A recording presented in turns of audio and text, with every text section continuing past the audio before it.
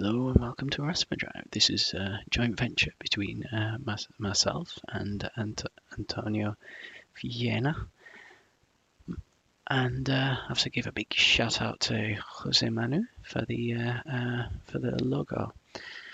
It's this logo is we call it Clive. This is the skeleton fish, the Raspa. Why we use a fish skeleton? Why fish? Why indeed? Lots of unanswered questions, but such is life.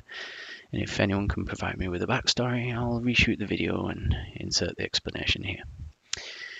Anyway, moving on, I'd like to without further ado, move on to the demonstration of the Raspadrive working on a 48K Spectrum. So here we are, and this is the ZX Spectrum, and here is the Raspadrive. If I just turn it over and show you, this is the one with the audio and the screen. It's also available in a basic version that has no audio, and the screen is, of course, not there. So if I now switch this on with some miracle of technology, here we go, switch it on. And here we go. So it'll now give it a nice splash screen showing the Raspadrive Fish Clive, and it boots straight into div IDE mode. And pressing the joystick button on the top, it activates the NMI menu, and we can, as with the div IDE and the div MMC, you can load games. So I load Jetpack, one of my favourites from when I was a child. It's a great game. I'm not very good at it though.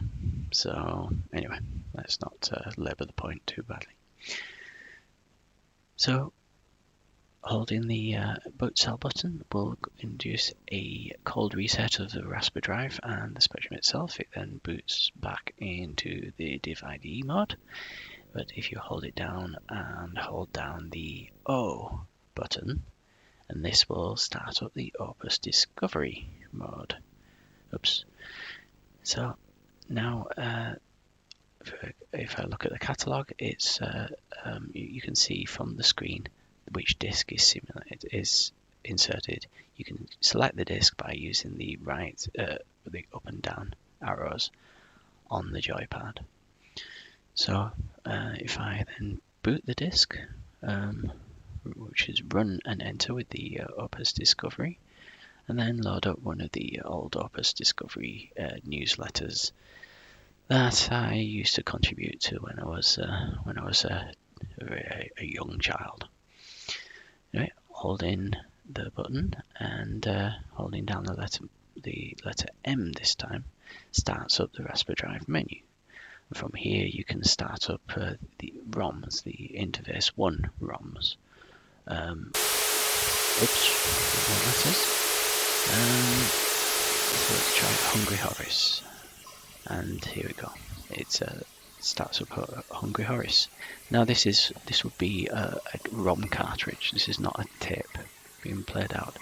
Now if you press the reset button, you can see it starts the ROM again, so you can see it's not a tape.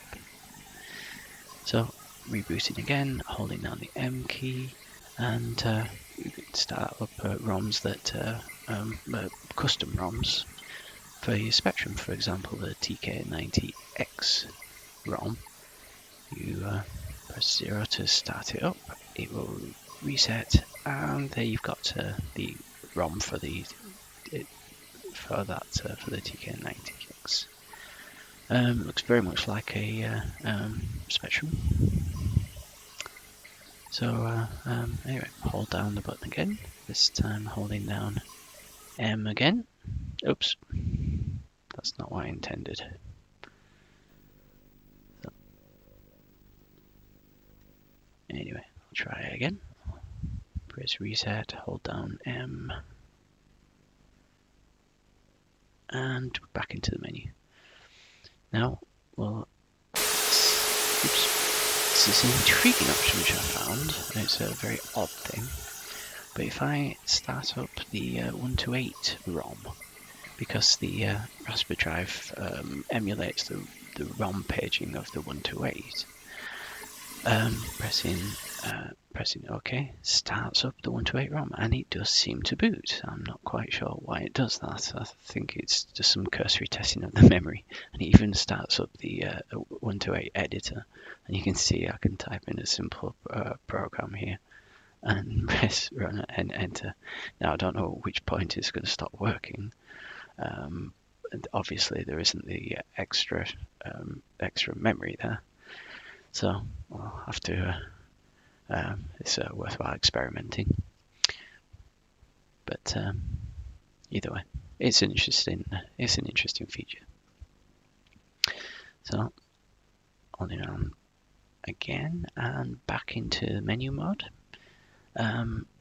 So now we're going to do a firmware upgrade. If you click the firmware upgrade, take a USB key with the upgrade firmware in, plug it in, press enter, and it should do the upgrade. I've inserted no USB disk this time around, so it's just showing me there's no USB disk. Another thing you can do with the USB is you can plug in a joypad. So this is one of my favorite joypads. It's a very nice micro switched one. So start with the joystick calibration. It's found the joypad, which is a good one. That's the joypad there. So press OK and then try to move it, and you can see it's not actually working very well. So it's not showing the these should be lighting up, showing the direction. So I can press the C to calibrate. We just follow the instructions on screen. So up, then move it down and let it settle, then move it left and let it settle, move it right. Doesn't make a very good YouTube video, this, does it? I don't think I'm going to get any subscribers from this. Anyway, some joypads, the USB port returns diagonal directions separate. So then it detects this and can customize. Now I can see already there's a bit of a problem happened, and if I try moving this around to test it, yes, yeah, that's not good. Move it down and it shows two directions at the same time. So maybe I slipped with the joypad when I was doing it. So no problem. Click restart and go again. Up, down, left, right, then northeast, southeast, southwest, and northwest. And the 4 buttons. Now, the Kempston joystick doesn't have 4 buttons. I'm not quite sure what to do with them at the moment, but they're there. They were there before. And now this looks much better. So I shall then hit apply, and it'll write it to the disk so that you don't have to do it again, and go back to the menu.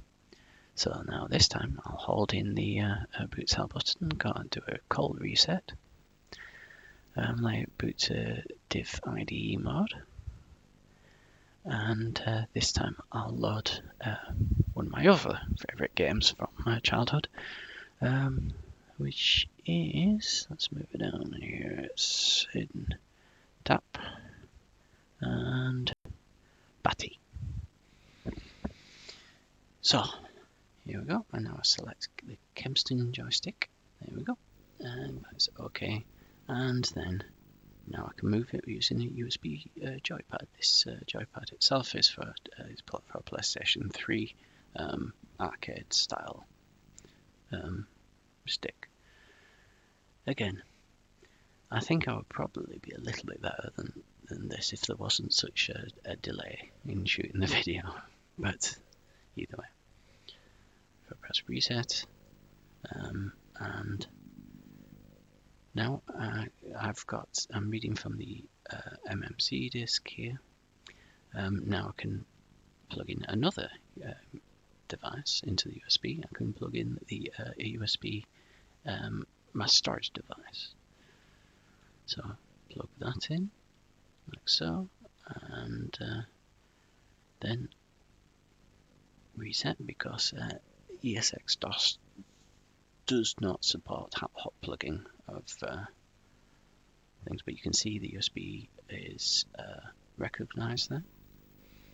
And if I go to HD1, oops, LS, and these are now reading. This is now reading the files from the USB disk. Go back to HD0, and you see this now. It supports both the SD card and the USB disk at the same time.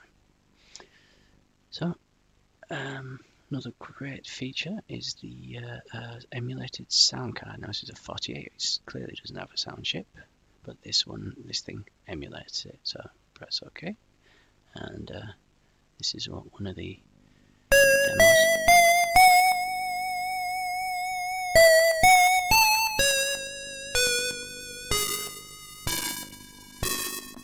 Oops, not sure what's happening. I think it's possibly noise reduction. Yeah.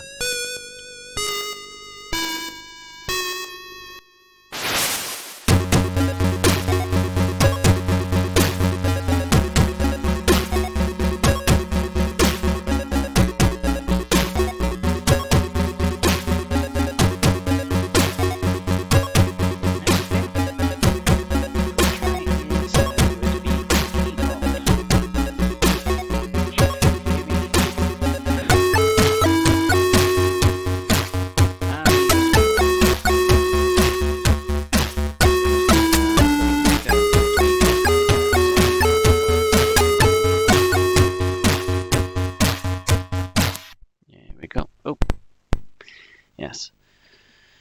Sometimes the plugging things in does cause the Spectrum to reset. There's nothing we can do with that. Anyway, we've got a standard USB keyboard plugged into a USB hub with a USB mouse. And you can see I'm typing now on the USB keyboard, and it's emulating the key presses on the Spectrum. Now, if I now go to check the mouse. So this is a standard mouse test utility.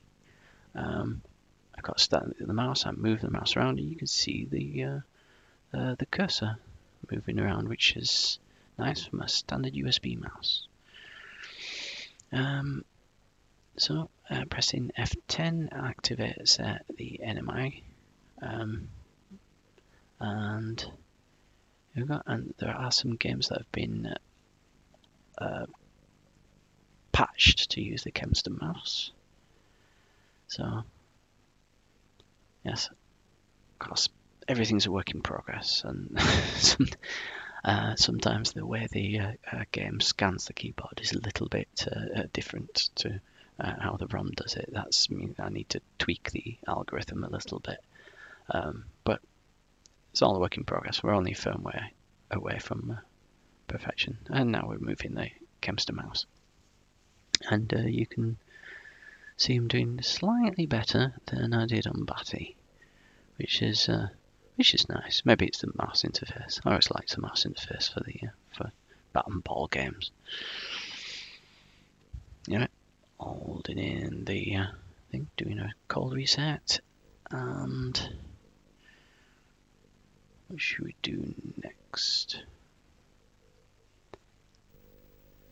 Right, so what do we do next? Right.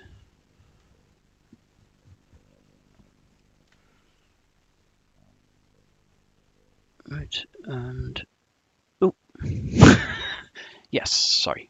So back to the presentation. Right, so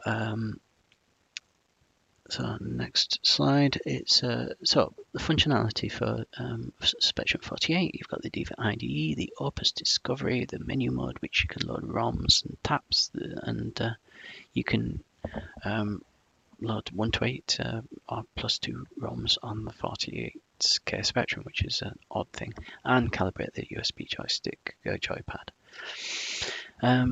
So what is Raspadrive? So this is if I click on, okay, so it connects to the expansion bus and examines all the signals from the CPU and from the spectrum itself, and it detects the CPU activity and responds as if a device is present. So in other words, this is not whereas some things you emulate the spectrum and its hardware, here you're only emulating the hardware. You can have a mass storage device, a SD card, or a USB mass storage device, and it comes in two flavors: one full and one without screen, real-time clock, or audio.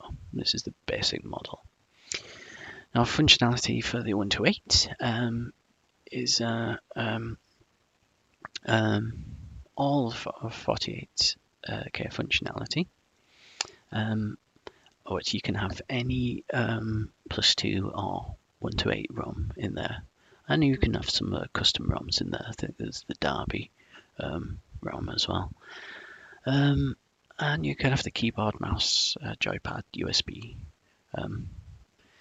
For the +2A, it's a slightly different story. Now, +2A is practically it's a +3, but without the floppy drive controller or floppy drive. So we can actually emulate that floppy drive chip if it's not there, which I can show now. If I just plug it in, here we go. So yeah, Raspadrive is booting up.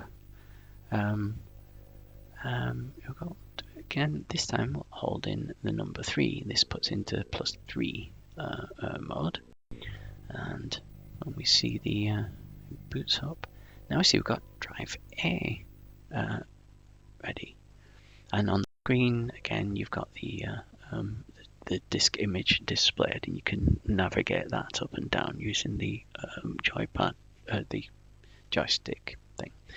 And here we are loading Infiltrado, which, to be honest, I've never played. It just happened to be on the USB disk. My apologies to the person who wrote it. I'm sure it's a marvelous game. I'm just never played it before. I didn't even realise there was an Infiltrado one. Sorry. Right, and please wait. We can wait. We're patient.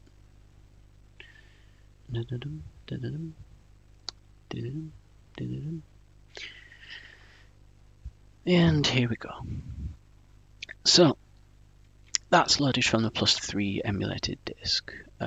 So we're now going to fall back to a div IDE mode and show the sound chip. Now the sound chip now runs in a different mode, because instead of emulating the sound chip, now it's just listening to the bus and interpreting writes to the onboard sound chip. So it's now the +2A is reading and writing its own sound chip, and we're lifting those writes to the registers and applying that to the internal AY chip simulation. And if I load one of my other favorite games, I must have spent hours on this thing. Then you should get this wonderful music from RoboCop. What's going to happen?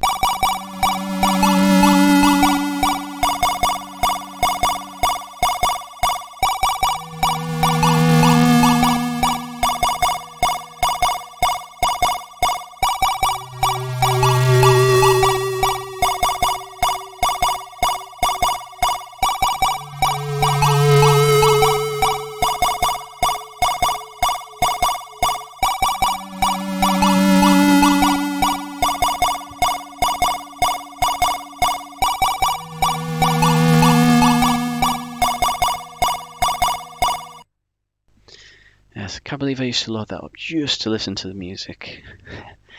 Anyway, so That's rounds up. That's back to the presentation. So it will only work. The +3 emulate disk will only work on devices that have no floppy drive controller chip. So if somebody's retrofit one and put some disks in there, even though it is just a +2A with a floppy drive controller chip, it will not work. Okay.